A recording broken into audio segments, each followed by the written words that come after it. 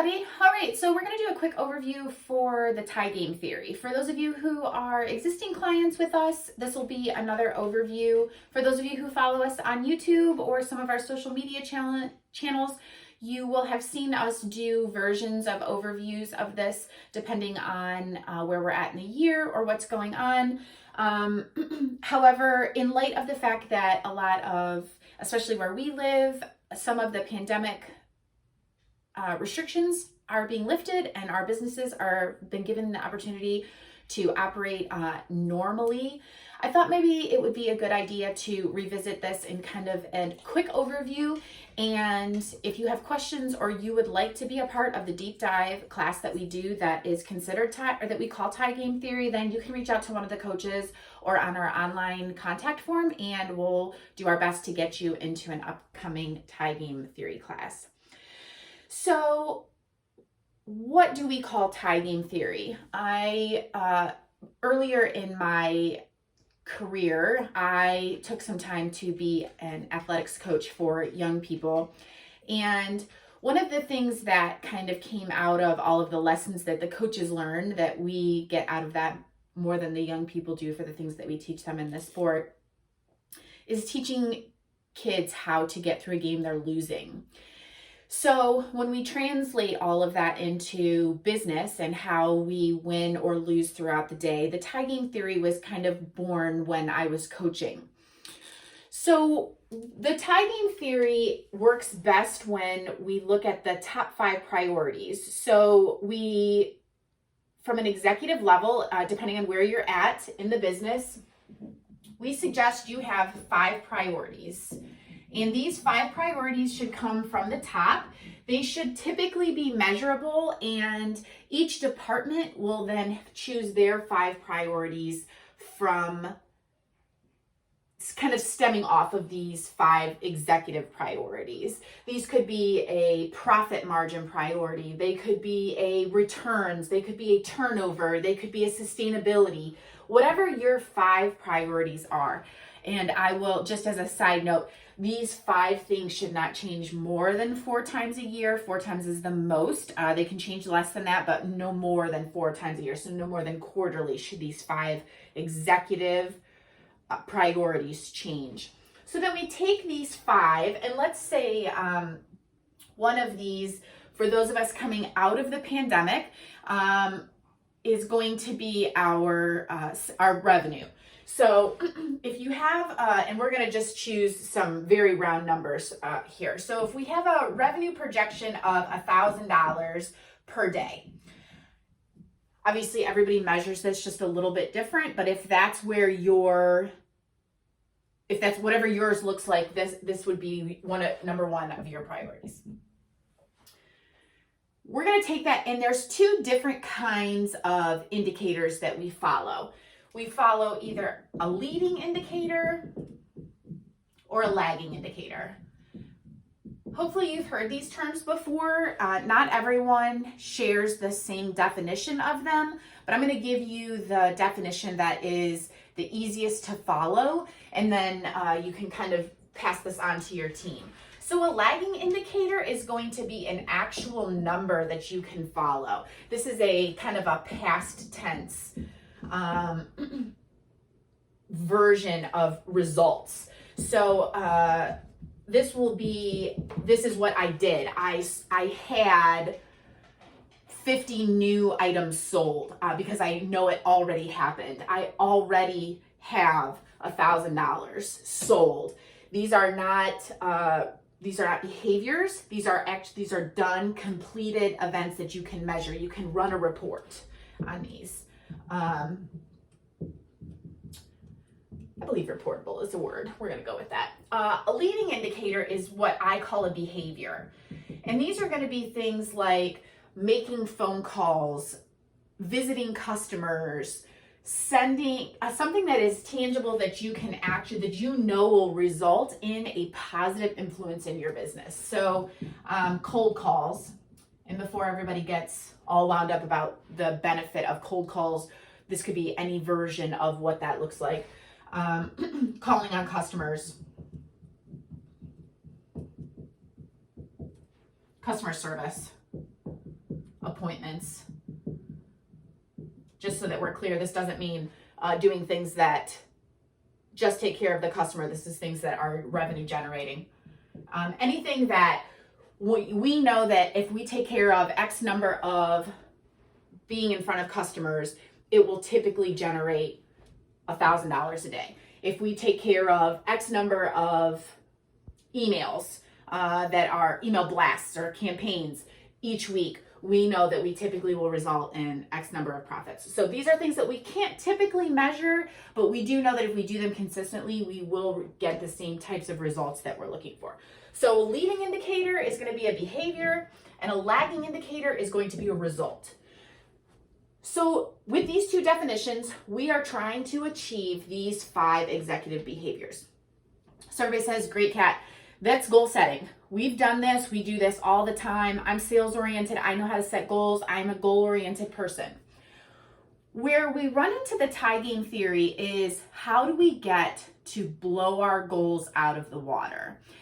For companies that in the pandemic did really well, some people sit back and go, I don't need that. We're just smashing it. We're killing it. We don't need that. No worries.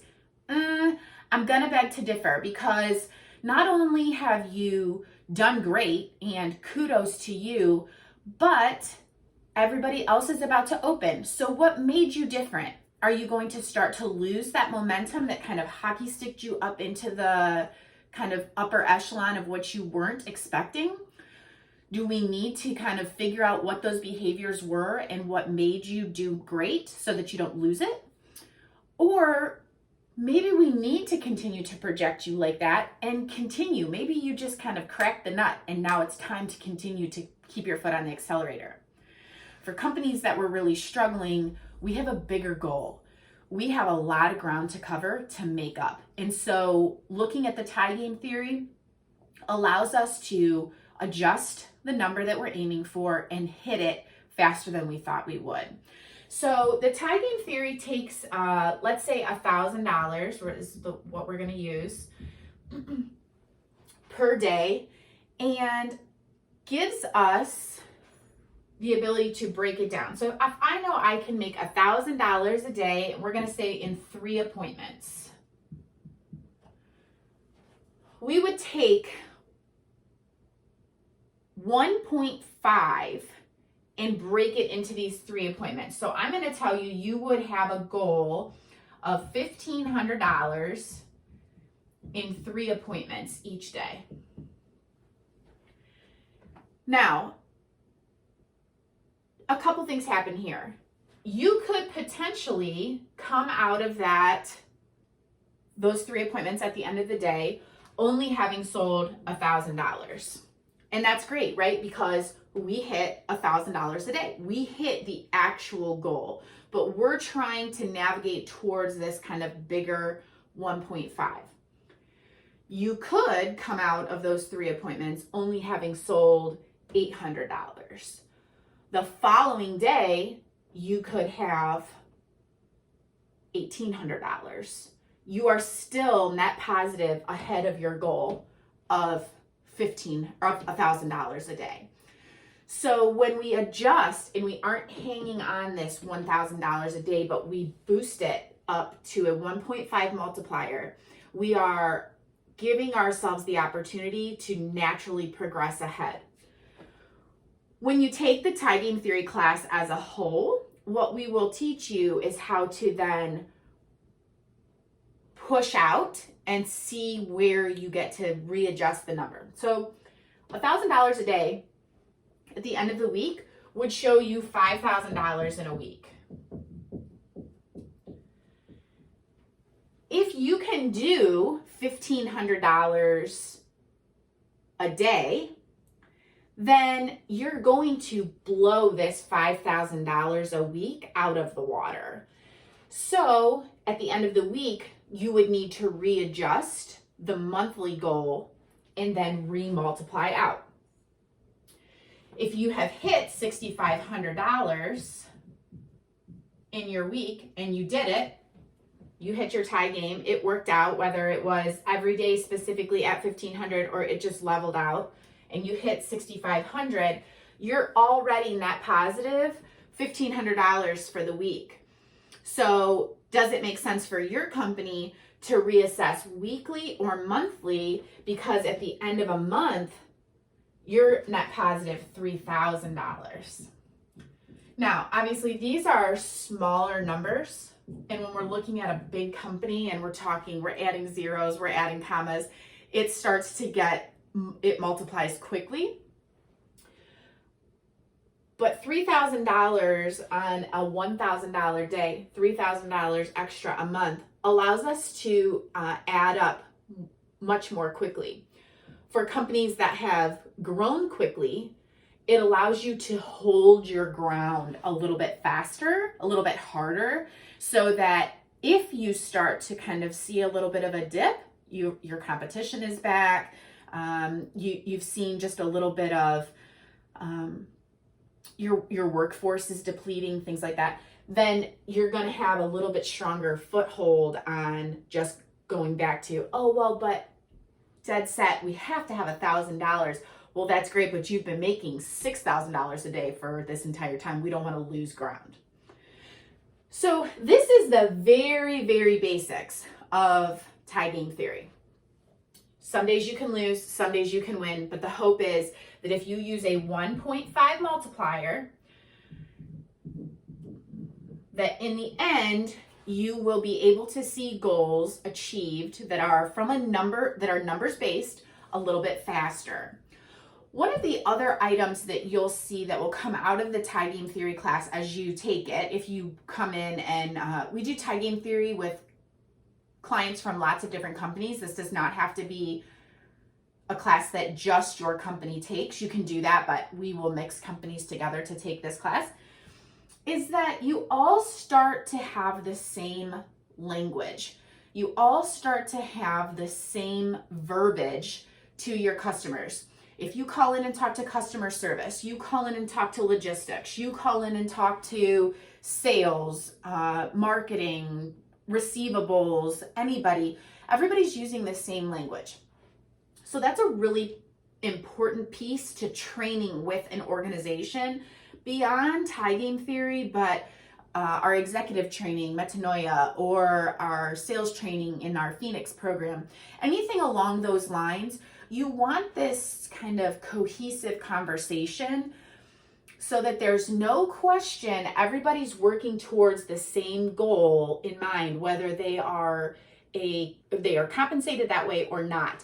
Again, you're back to these 5 priorities that from an executive standpoint, everybody's working towards them, and you have a common goal, kind of like our mission statement. We have a common goal. We know what we're working towards. And then the last piece to this, and this is probably the one thing that we don't have time to delve into when we do a high-level overview on tie game theory, is to assess your people.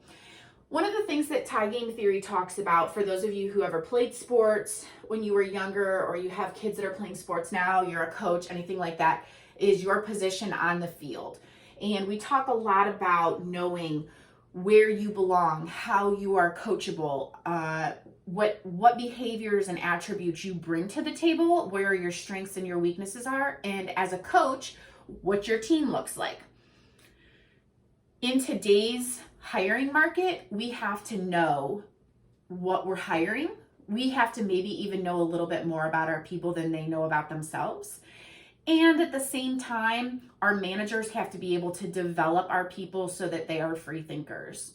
So it's very, very important that with all of the changes that are coming out in our world, our businesses, just everything that's changing, because if we've learned anything in the last year and a half, it's that we have to pivot, and we have to be able to pivot quickly. We have the ability to assess for behaviors. We have the ability to assess for new hires. And it's important that we do so that our managers can help our people be happy. They can be happy in their jobs. They can be happy at home. We can learn more about each other. We can have a balance that allows us to be at home, be at work, be present. We have employees that want to come to work and do their best, perform at an optimum level. And really enjoy what they're doing so that coming to work isn't a chore, but something that they actually enjoy. So this is a little bit of a 10,000 feet overview of tie game theory. Obviously, we talked about businesses that are doing great in our current economic state. We've talked about businesses that are struggling a little bit. If you find that you need some help, then we encourage you to reach out. You can message us on our website, oxygencoachinggroup.com. There is a contact form, and one of our coaches will jump right back at you and set up a time to chat. You can access all of our trainings and some of our overviews on YouTube, social media, Facebook, Instagram, LinkedIn, and we hope that you just take a little bit of time to breathe life in today, and we look forward to training all of you soon. Have a great day, everybody.